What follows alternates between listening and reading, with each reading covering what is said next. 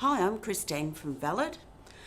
In this video I want to talk about who is eligible for the NDIS. There's a bit of confusion about that. So I want to break it down to some basics in plain English. If you'd like the technical rules from the NDIS about who's eligible, you can get that off their website at ndis.gov.au. But this is my take anyway. You've got to meet 4 things. The first thing is you need to have a permanent disability, not only a medical condition. And you also need to have require significant support with everyday activities. So that's jargon. What does that mean? Well, it means that everyday activities such as getting up, getting yourself ready for the day, making your own meals, getting around the community, handling your own money, doing your banking, doing your shopping. If someone needs some support with some of those things or all of those things, it may be that they are eligible for the NDIS if they have a permanent disability. So what does permanent disability mean? Well, it means a disability that's not going to go away with treatment and therapy.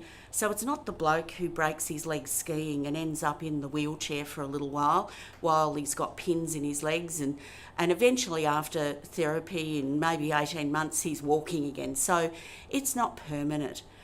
So it's things like someone who has a neurological disorder like motor neurone or MS, people with acquired brain injury, people with intellectual disability, people with a significant hearing impairment or a significant visual impairment.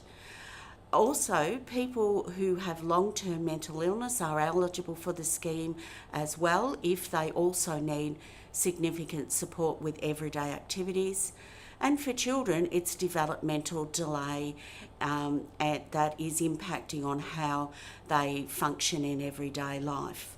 So that's what they mean by permanent disability.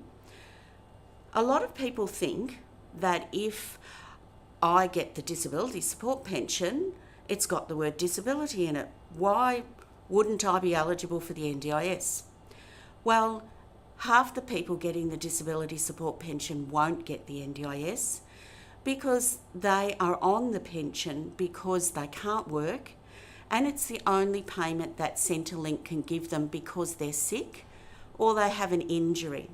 So someone might have significant diabetes, which is not a disability, it's a medical condition only, and they can't work. So they're getting the disability pension, but they do all those everyday things for themselves. They're driving themselves around, they make their own meals, they get themselves ready for the day, they do their own banking. So they don't meet the eligibility on 2 counts. Firstly, it's a medical condition, not a disability. And secondly, they don't need significant help with everyday things. So you also have to meet 2 other things, not just these 2. And you have to be under 65 when you first come to the NDIS and are accepted as an eligible participant. People who are 65 and over will not be accepted into the NDIS. There are some special provisions though for people over 65 who currently have disability funding. So someone over 65 may live in a disability group home or go to a day service for people with disabilities. The current state government has said they will continue to fund those people who are over 65 to keep going to those day programs, and they're not going to kick them out of their group homes. So that's really great, but they won't get any new supports through the NDIS. So coming back to people who maybe are 63 and they apply to the NDIS, they might get a package because they're eligible. When they turn 65, the NDIS is not going to take their package off them. They can keep their package as long as they require disability supports And maybe they're 78 before they need nursing home care, and that's when they would give up their NDIS package. It will depend on each individual when that happens. The last thing you have to meet is you need to be an Australian citizen or a permanent resident of Australia. And some people are here, but they don't meet that because they don't have a permanent resident visa. So it is good to check the fact sheet on the NDIS website, ndis.gov.au, on the citizenship requirements to make sure that if you are eligible or not. We often find that people from New Zealand are having difficulty because they're here as residents, but they don't have the right visas to get the NDIS. So going back, you've got to meet those 4 things. You have to have a permanent disability.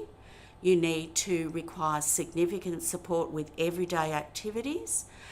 You need to be under 65 when you first apply, and you need to be an Australian citizen or a permanent resident.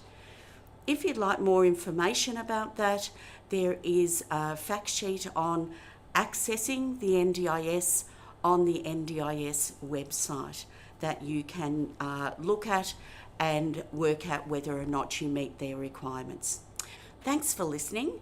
There are other videos on our website that you might want to watch for more information about other topics related to the NDIS.